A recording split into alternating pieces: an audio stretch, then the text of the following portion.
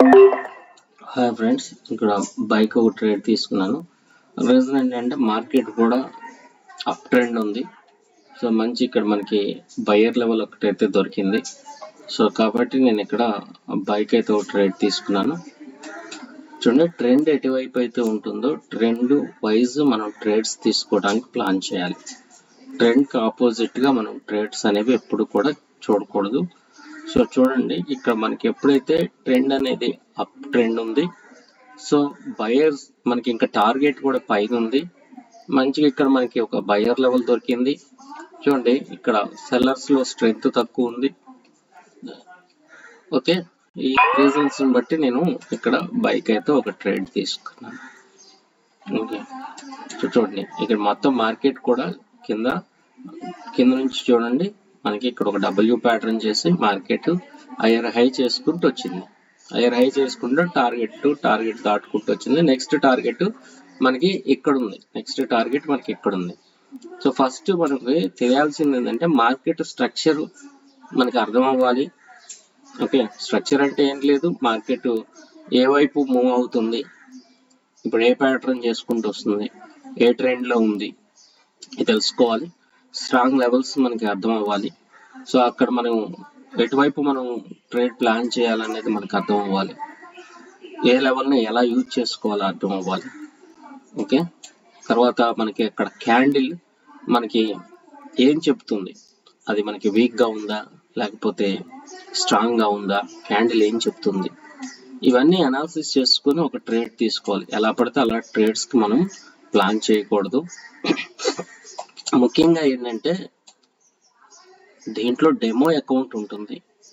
దయించి అందరూ డెమోలో ప్రాక్టీస్ చేయండి. రియల్ అమౌంట్ ఎట్టి పరిస్థితుల్లో ఇన్వెస్ట్ చేయొద్దు.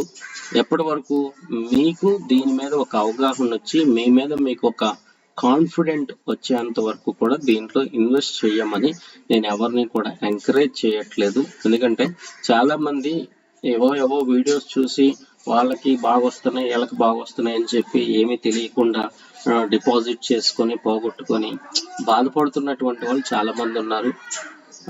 కాబట్టి అట్లాంటి పొరపాటు మీరు చేయొద్దు.